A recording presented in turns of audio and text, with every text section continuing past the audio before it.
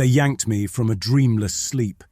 Not the gentle stir of an alarm or a lover's touch, but the brutal grip of fear in the form of 2 security officers.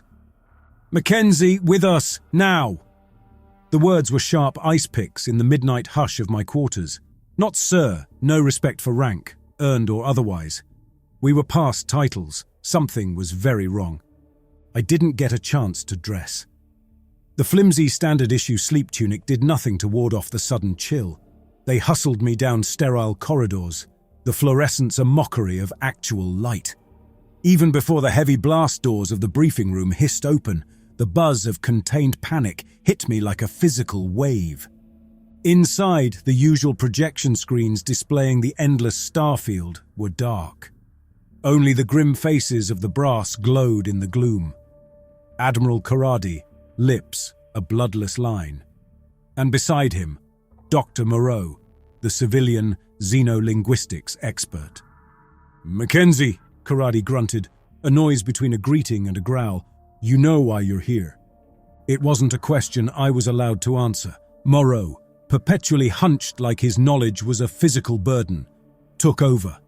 "We have contact," he announced. His voice, usually dry and pedantic, held a tremor of something darker. Not first contact, just contact. We'd danced with the unknown before, distant signals, hints of civilizations beyond our comprehension. But this was the hammer blow. Not radio waves, not equations broadcast to the cosmos. This was a ship on our doorstep. 3 hours ago, long-range scans detected them. Breaking warp signature unknown, origin untraceable. Karadi's words were clipped, militaristic even for him. The man lived and breathed procedure. Now the rulebook was out the airlock. "We've hailed them. Standard protocols, universal frequencies," Moreau interjected. No response. A murmur of unease rippled through the room. The unspoken question hung heavy. Were they silent because they couldn't hear us or because they didn't want to? "Mackenzie." Moreau turned to me, and in the shadowed room, his eyes were wide, almost feral. "This is where you come in." They'd roused me from sleep, not for my rank, not for my years of protocol study. They needed my mess of a brain. Decades ago, when I was a snot-nosed linguistics major, I'd stumbled onto a pattern buried in ancient Earth languages. A structural core common, despite thousands of years of divergence. A universal root, they'd called it, buried in the very way humans thought. Useless party trick, they'd said. Until today. The aliens, if Moreau's frantic hunch was right, might share a similar framework. I was their brutally pragmatic last-ditch translator. "Mackenzie?" Karadi cut through the chaos. "Get up there. Figure out how the hell they talk and get them communicating. The fate of the damn galaxy might depend on it." The ascension to the bridge was an eternity crammed into an elevator the size of a coffin. My heart hammered, each thud a drumbeat in the cramped metal box. The bridge itself was a sterile metal cathedral, a stark contrast to the claustrophobic elevator. Rows of technicians hunched over consoles, their faces illuminated by the ghostly glow of alien symbols scrolling across the screens. And there, dominating the center of the vast command deck, was a sight that sent chills down my spine. A massive viewport, usually displaying the endless expanse of stars, was now filled with a twisted, organic shape. It was the alien vessel, its presence unsettling in its alienness. Within the transparent barrier, a metal hemisphere, thrumming with an otherworldly energy. Its interior shone with an organic glow, holding the alien ship captive like a specimen in a macabre laboratory. A tangled mess of geometries, a nightmarish Escher print rendered in living metal. It looked like nothing we'd ever seen, nothing the human mind could truly comprehend. Admiral Karadi stood rigid beside the viewport, his silhouette a granite monument against the unsettling spectacle. Yet even in his unyielding posture, his eyes held a flicker of unease. None of us were prepared for the sheer alienness of it. "That's it," Karadi said, his voice surprisingly steady. "That's where the signal originates." My throat, suddenly sandpaper dry, wouldn't cooperate. I swallowed, the sound loud in the tense silence. And you want me to talk to it? Karadi didn't turn. There's nothing else we can do, Mackenzie. It's either you or the missiles. He wasn't kidding. The air crackled with unspoken threats. We were minutes away from blasting the unknown to smithereens, a knee-jerk reaction fueled by fear. I stepped forward, my legs strangely light-headed. A technician scurried up to me, shoving a headset the size of a grapefruit on my head. It was surprisingly light, but as soon as he flipped a switch, a cacophony of sound flooded my skull. It wasn't sound exactly. It was more like concepts, raw and unfiltered, images that defied logic, emotions that resonated on a primal level. An alien symphony played on the strings of my very being. It was disorienting, sickening. The world dissolved into a swirling kaleidoscope of nonsensical thought forms. Fear. Yes, a raw and primal terror, but also curiosity. A yearning so profound it felt like a physical pull.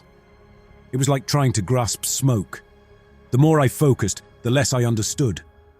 "Mackenzie!" Moreau's voice was a lifeline in the storm. "Can you—" I ripped the headset off, the silence a jarring contrast.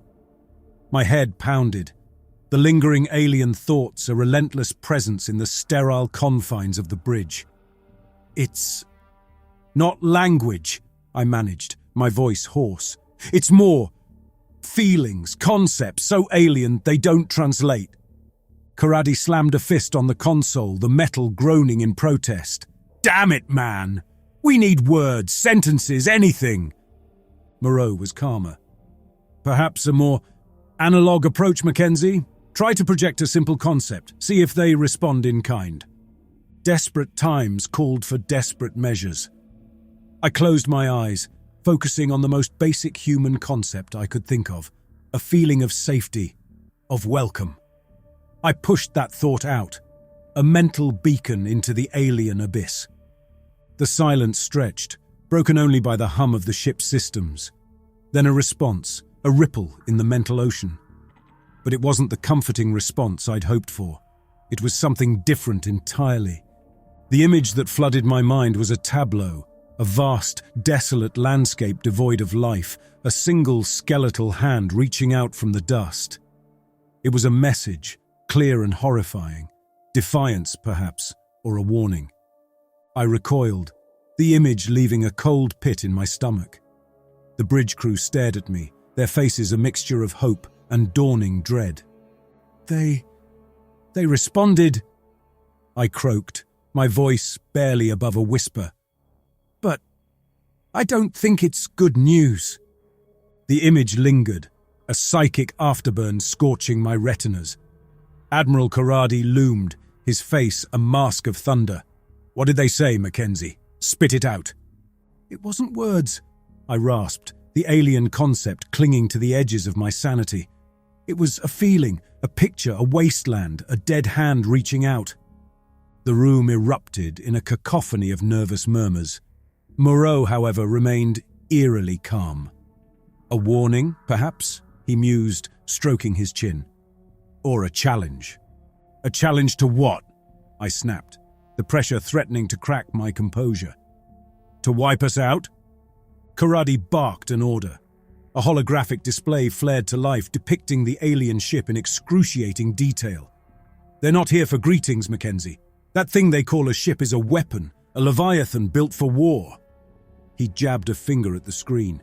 "See those energy signatures? Enough firepower to glass a planet." The stark reality of the situation slammed into me.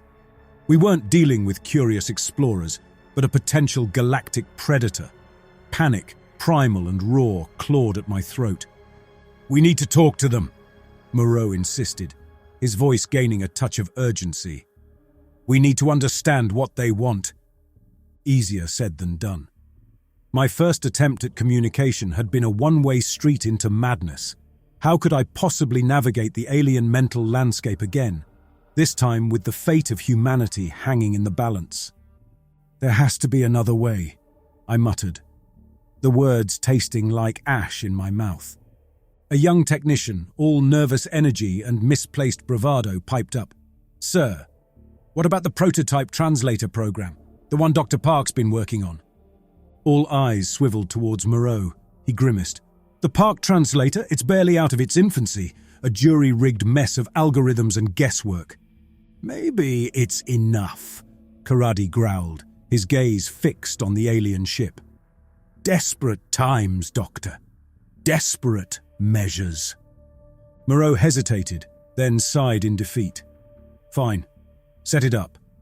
But Mackenzie," he turned to me, his eyes filled with a weary plea, "you'll need to be the interface. Guide the program. Use your experience to bridge the gap." My stomach churned. The experience had left me reeling, a psychic hangover threatening to morph into full-blown psychosis. But there were no volunteers, no better options. They led me to a darkened corner of the bridge, a lab cobbled together from scavenged equipment. Dr. Park, a wisp of a man with tired eyes and a tremor in his hands, fussed over a tangle of wires and monitors. "It's not pretty," he mumbled, his voice barely audible over the whirring of machines. "Just strap yourself in, focus on the image and hope for the best." The best felt like a long shot. I settled into the rickety chair, the headset a cold weight on my skull. Park threw me a look that mingled sympathy and morbid curiosity. Then, with a muttered prayer, he flipped a switch. The alien thoughts flooded back, a torrent of raw emotion and nonsensical imagery. This time, though, the Park translator, a cacophony of digital shrieks and static, attempted to filter the chaos. It was like trying to decipher a conversation through a hurricane. Slowly, painfully, a semblance of meaning began to emerge. It wasn't language, not in the human sense, but a network of concepts woven with primal emotions. Hunger, a desperate need for something. Sustenance? A horrifying realization dawned. The desolate landscape, the skeletal hand, it wasn't a warning. It was a plea. These alien beings weren't conquerors. They were refugees, starving and desperate, searching for a new home. Panic morphed into a different kind of dread. We weren't facing a galactic bully, but a starving beast. And a starving beast, cornered and desperate, was the most dangerous kind of all. Struggling to focus, I projected the most basic human concept I could muster: understanding. The alien response was immediate, a surge of relief mixed with a desperate hope. "Tell them," I rasped, my voice strained. "Tell them we understand, but we can't offer them what they seek." The words tasted like ash in my mouth. Dr. Park's hands flew over the console, the translator program straining under the weight of the alien communication. The silence stretched into an eternity measured only by the frantic beeping of the overloaded translator program. Sweat pooled at the base of my spine, chilling despite the stifling heat in the lab. Every fiber of my being strained to hear the alien response, the weight of humanity resting on my shaky grasp of their nonsensical communication. Finally, something. A surge of disappointment? Anger? It was a complex mix of emotions that Dr. Park's jury-rigged program struggled to translate. They don't believe us," he muttered, his voice strained. "They say there is nowhere else." My heart plummeted. The raw desperation in the alien response was unmistakable. They were refugees, yes, but refugees with nowhere to run. A cornered beast, Dr. Park's words haunted my mind, resonating with a stark truth. "Tell them," I choked out, my voice raw, "tell them we can't offer them a new home. Our resources are planets. They wouldn't sustain them." It was a lie, a half-truth spun from desperation. We weren't incapable of sharing, but the consequences of nurturing a species with an unknown appetite for resources were too terrifying to contemplate. The translator screeched in protest as the alien response flooded through. This time, it wasn't a plea, but a threat. an image of their ship unleashing its devastating energy signature. Panic clawed at my throat. We weren't prepared for war. The brass wouldn't back down, not with humanity's very existence at stake. It was a stalemate, a starving beast facing a barricade with no intention of yielding. A sudden thought, sharp and cold, pierced through the haze of terror. "Wait!" I rasped, stopping Dr. Park mid-translation.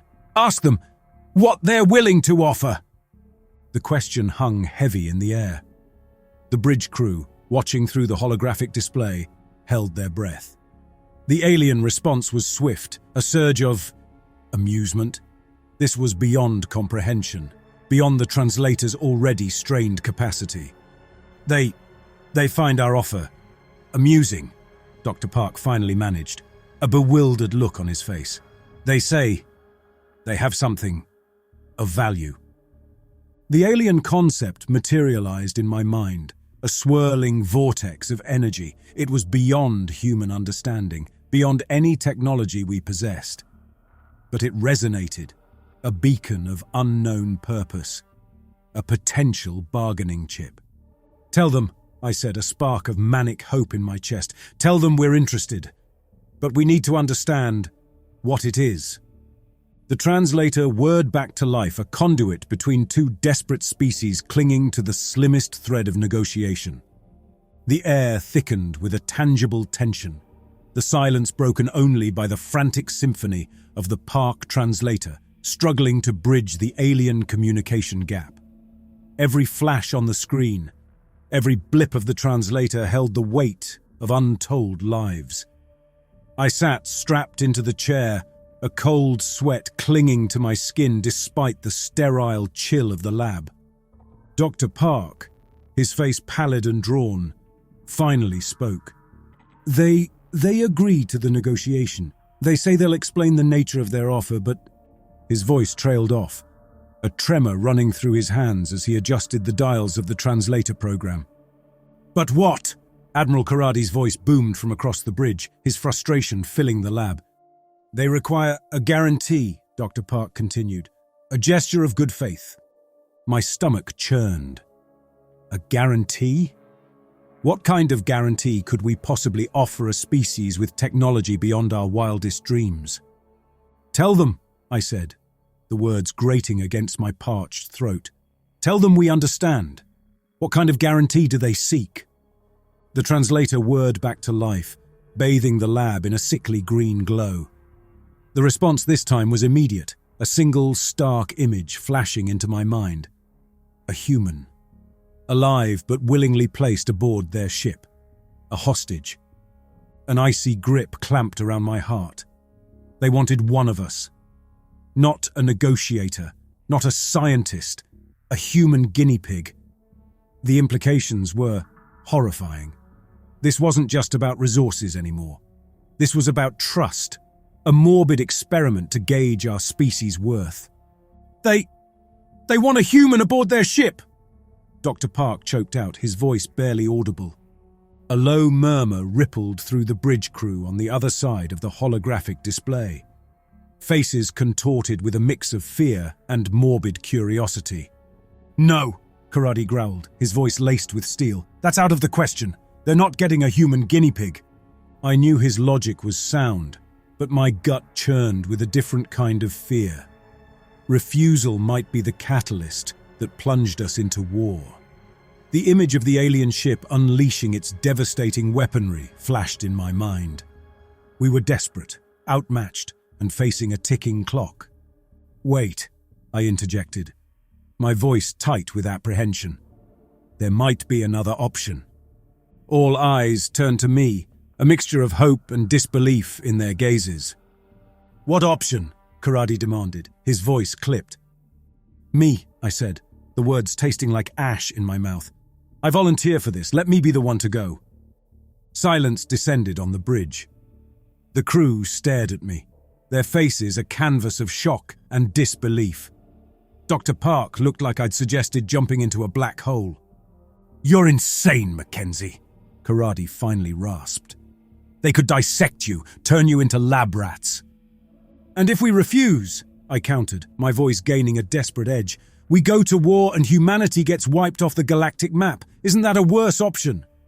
Karadi considered my words, his jaw clenched tight. I knew the decision was agonizing, a gamble with a human life in the balance. Finally, he sighed, a sound heavy with defeat. "All right, Mackenzie, but this better work. Tell them we accept their offer. One human in exchange for their proposition." The translator buzzed back to life, carrying the weight of my decision across the vast emptiness of space. As the alien response flooded in, a cold dread washed over me. I was about to become a bridge between two species, a bridge built on desperation and fear, leading to a destination even my fractured mind couldn't begin to comprehend.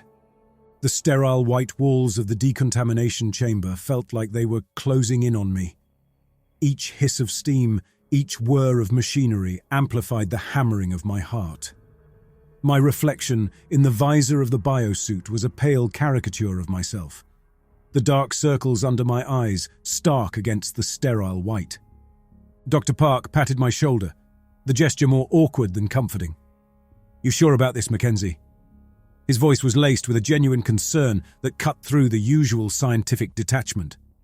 "No," I admitted, my voice a hoarse croak. "But someone has to be." The weight of that someone settled heavily on my chest. The metal hatch opened, revealing the docking bay bathed in the glow of the alien ship. Two hulking figures, vaguely humanoid but shrouded in darkness, awaited. Their forms emanated a sense of raw power, a primal energy that set my teeth on edge. Stepping out of the decontamination chamber, I felt every fiber of my being scream in protest. This was madness, a desperate gamble fueled by an alien technology we barely understood, and a gnawing fear that this was a one-way trip. One of the figures shifted, extending a limb toward me. It was long and skeletal, tipped with a series of claws that clicked softly against the metal deck. Instinct screamed at me to back away, but I forced myself to remain still. A surge of alien thought flooded my mind. It wasn't the raw, chaotic torrent I'd experienced before. This was different, focused, almost clinical. A series of images flashed, intricate diagrams, swirling energy patterns, concepts beyond my human comprehension. It was the explanation of their offer, the alien technology they were proposing in exchange for, well, for me. As the alien communication filtered through the Park translator, a sense of dread morphed into a different kind of fear. Awe. The technology they offered was unlike anything we'd ever seen. It promised energy manipulation on a scale beyond our wildest dreams, a gateway to a new era for humanity. But the cost was high. "Tell them," I said, my voice strained through the suit's comm system. "Tell them we understand. The technology is impressive, but we have one condition." The aliens shifted, their attention focused solely on me. An alien voice, translated through the Park program into a distorted screech, filled the bay. "Speak." "We need safeguards," I continued, struggling to articulate the impossible. "Guarantees that this technology won't consume us, won't turn us into lab rats." A tense silence stretched, broken only by the hum of alien machinery. Then amusement, a reflection of their earlier response. The aliens, it seemed, were intrigued by my audacity. Finally, a decision came. The alien thought flooded my mind. A complex series of equations, control mechanisms, limitations built into the technology itself. It was a compromise, a concession. They would share their power, but with safeguards to prevent us from becoming victims of our own ambition. Relief washed over me, a tidal wave threatening to buckle my knees. A deal had been struck, a fragile bridge built between two desperate species. But the victory felt hollow, leaving a bitter taste in my mouth. I had become a pawn, a sacrifice to secure humanity's future. The alien figures gestured towards their ship. This was it, the point of no return. As I stepped onto the ramp, A single thought swirled in the vast emptiness of space. Would I return a hero or a cautionary tale of humanity's first fateful contact with the unknown? Stepping onto the alien vessel was like plunging into a nightmare. The metal beneath my feet radiated an unsettling warmth, like the flesh of some titanic beast. The corridors twisted and curved, defying all sense of Euclidean geometry. The lights throbbed in an arrhythmic pattern, casting shadows that danced at the corner of my vision.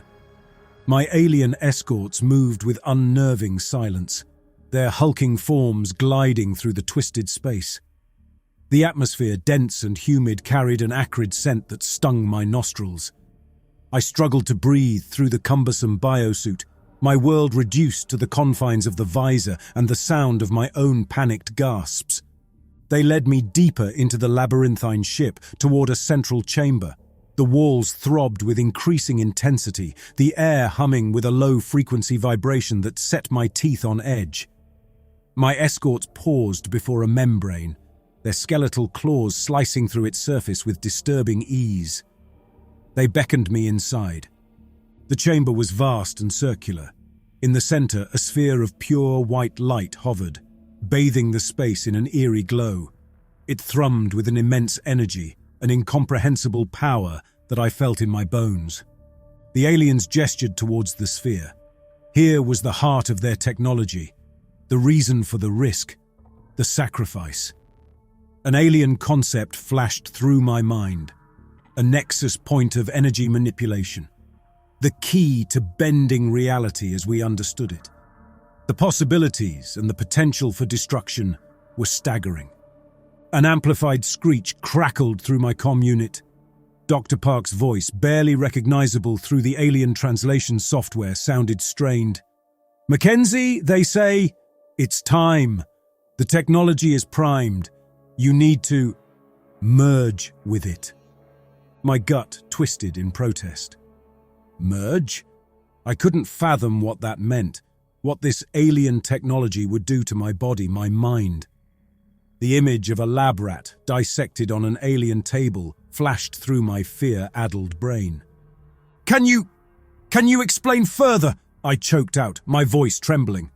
Park's reply crackled with static. "We barely understand it ourselves, Mackenzie, but they say it's safe. They say it will allow you to manipulate and wield the technology. You'll be the conduit, the control." Control.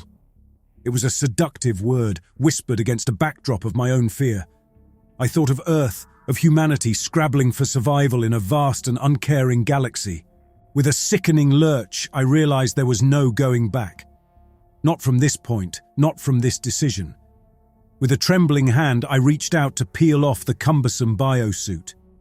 Each layer shed felt like flaying away a piece of myself, a piece of my humanity. I stood exposed, skin prickling against the alien atmosphere, before the sphere. The humming vibrated through my bones, a hum that mirrored the frantic pounding in my chest. Closing my eyes, I stepped forward. The light engulfed me with a shocking intensity, a searing wave that consumed my senses. Pain flared, a brief, blinding agony that made me scream, though the sound was lost in the maelstrom. Then, nothingness. A void of absolute silence and darkness. Was I dead, disintegrated? Had the gamble failed catastrophically? Then, a flash. Not of sight, but of something else. An awareness stretching outward, a tendril of consciousness brushing against an alien web of energy and potential. I wasn't destroyed. I was transformed. Raw, incomprehensible concepts flooded my mind. Equations that danced through higher dimensions, a symphony of energy patterns, the very fabric of reality laid bare. I was the nexus, the conduit, a human brain hardwired into an alien technology that warped the very laws of physics. And with that realization came a wave of intoxicating power. I understood on a visceral, primal level that I could reach out, reshape the world around me at a whim. The image of Earth, broken and desperate, flashed through my mind. I could save them. I could save us all. The potential was staggering, the temptation overwhelming. But mingled with the raw power was a whisper, a premonition of the darkness that clung to its edges. The danger of a humanity armed with the potential to unravel creation itself. The alien energy thrummed within me, a potent and volatile brew. The knowledge was intoxicating, a symphony of power resonating in the deepest recesses of my mind. I could alter matter, bend space-time, rewrite the very laws of physics with a mere thought. I was a god, a human ascended to the celestial ranks. But with the power came a heavy realization. The line between control and chaos was gossamer thin. One wrong step, one misplaced impulse, and the fabric of reality could unravel, leaving behind a cosmic expanse of destruction. The image of Earth, fragile and blue, filled my mind. My mission, the desperate gamble I'd undertaken, was to secure humanity's future. With this alien technology, I could make us masters of the universe, eradicate disease, solve the problems that had plagued us for millennia. The potential for good was immeasurable. But the darkness whispered too, an insidious counterpoint to the symphony of power. What if humanity, flawed and grasping as it was, couldn't handle this godlike power? What if the technology became a weapon, a tool to subjugate rather than elevate? The image of galactic empires built on the ashes of conquered worlds tainted the vibrant hues of possibility. A cold dread coiled around my heart. I was a bridge, yes, but a bridge between two abysses. One path led to utopia, the other to oblivion. And the choice, the terrifying weight of that choice, rested solely on my shoulders. Through the comm unit, Dr. Park's voice, a crackle of static across the vast gulf of space, pierced my introspection. "Mackenzie, can you hear me? Are you all right?" His voice, a lifeline thrown across the cosmic void, brought me back from the brink. This wasn't about personal glory, about becoming a god-king amongst mortals. This was about responsibility, about guiding humanity towards a future where this power wouldn't consume them. "Yes, Doctor," I said, my voice hoarse but resolute. I'm all right, and I understand." The words felt hollow, the enormity of the task ahead a crushing weight. But there was no turning back. I had become a pawn, a guinea pig, a reluctant savior. "Tell them," I continued, my voice gaining strength despite the tremor in my heart. "Tell them we accept their offer, but the technology will be used responsibly. We will learn, we will grow, and we will use this power to create a better future. Not just for ourselves, but for all." The alien response was immediate, a complex surge of concepts that flooded my altered mind.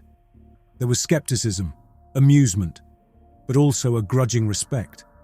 They understood the risk, the gamble they were taking with a species still grappling with its own internal demons.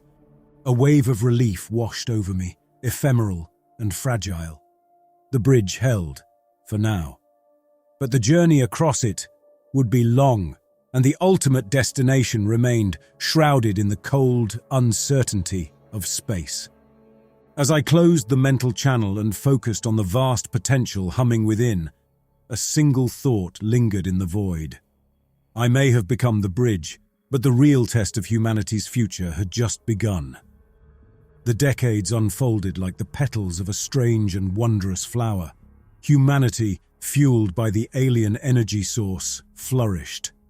Cures for age-old diseases materialized into existence.